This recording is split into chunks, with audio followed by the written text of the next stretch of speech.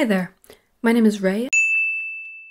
I am a digital media student, and for my final year of university I set myself the challenge of creating an animatic exclusively with Blender.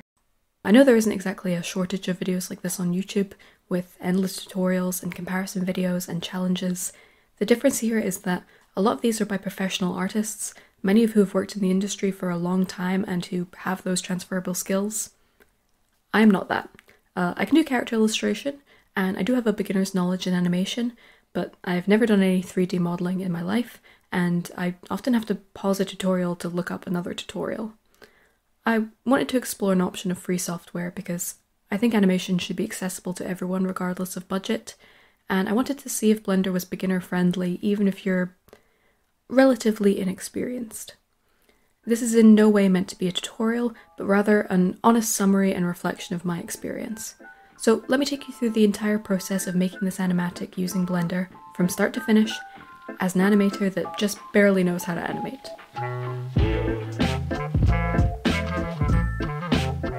So, why Blender?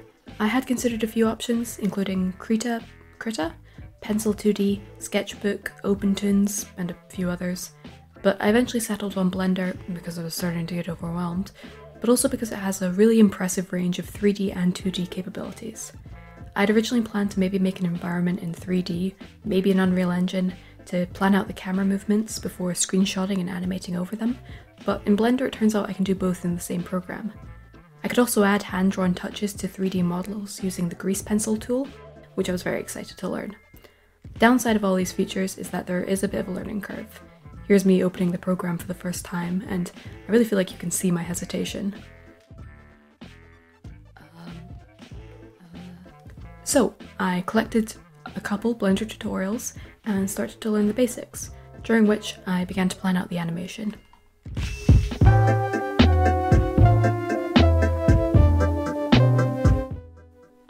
To plan out the animation, I needed a storyboard, but before I even started that, I just wrote out the scene. From there, I could plan all the key elements that would need to be in the storyboard. This is where things started to get away from me. I had originally planned 3 scenes featuring a thief and a detective. One was the thief breaking into the home office, the second was them rifling around, and the third was the detective reacting to what was left behind. This was just absurd, like ridiculously ambitious. This would be maybe 2-3 minutes of animation, and while that doesn't sound like a lot, I did have less than 3 months to get it all done. So I gutted most of it. We now have the first scene and just a still shot showing the aftermath of the thief's visit, which isn't as fun, but it will at least be possible to get done in time.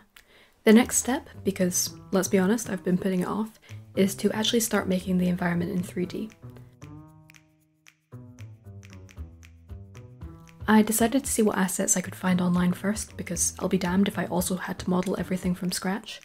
There's no shortage of tutorials online, I probably could, but then I found these models on Sketchfab that were available to download for free, so any guilt I had just went out the window. I downloaded a bunch of assets for this environment, stitching them together to try and create an office space that felt lived in. I was careful to copy credit for all of them, and all the links will be available. Some stuff I tried to import ended up like this, so it probably wasn't important. I did have to Google how to apply textures to all of the 3D meshes, and once that was done, I used this tutorial here to apply a Toon filter over everything. This made something like this realistic chair into something like this. My hope here was that these would look less out of place with 2D animation. It also makes all these different styles a little bit more cohesive. After adding some lighting and a placeholder image behind the windows, the office was done. I can move these sliders around here to change how everything interacts with the light source, which added some much needed depth back in. I end up going back and adding more details to the desk to make it feel more lived in, but for now, I just wanted to start the animation. I will quickly say, messing around with these nodes reminded me of trying to learn scripting in Unreal Engine because, oh my god, what is even happening here? But I did get the hang of it after a few attempts, and the office looks pretty good. So, we're moving on. Also, I keep all this paper blank, but I will be adding the information in there later. One of the huge benefits of spending all this time building the office was that I could now move around this virtual camera, allowing me to plan out all the shots I needed. I could have animated the entire sequence in this one Blender file, but for the sake of keeping things organised, I didn't do that. I rendered out all the background shots I needed as PNGs, and then I imported them as planes, which I could then put the grease pencil drawings in front of. This worked for a lot of the shots I needed. I followed this tutorial here to navigate the animation, but it still took a little bit of getting used to navigating the catacombs of menus in this program. There's one shot where the detective is asleep on the desk and we can see a silhouette moving from behind the window, so what I did for this was I animated them both on the same plane, and then what the f***? Where's my background?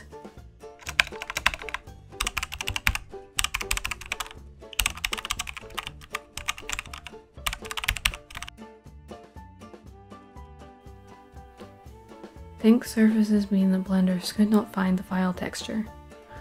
Okay, well, it serves me right for closing my saved file, I guess. Anyway, I fixed that issue, go back into my main 3D file, and import the grease pencil object from the animation folder, and there you have it. I can now place the silhouette behind the window, sort of like a shadow box.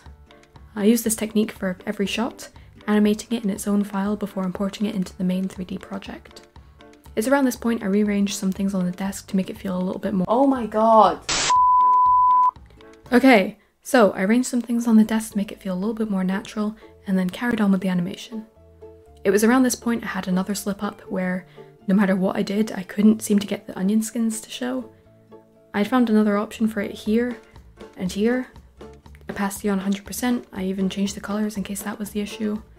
Nope. After swallowing my pride and looking up the issue, I found that it also had to be checked right there. This is really my only big complaint with Blender. While some of it is fairly intuitive, the huge amount of features means that there are just so many menus. Layouts can be tailored to your workspace, sure, but as a beginner you don't know what to close and what to keep. So you just keep trying to find your way around and getting lost in all these menus, looking for the one specific feature you feel like has been hidden away from you personally. Having said that, I was able to find answers for all of my issues pretty quickly on forum pages or from different YouTube videos. Clearly plenty of other people have sought out the same answers. And I do understand it's the trade-off for having so many features accessible, so I guess it's fine. Moving on.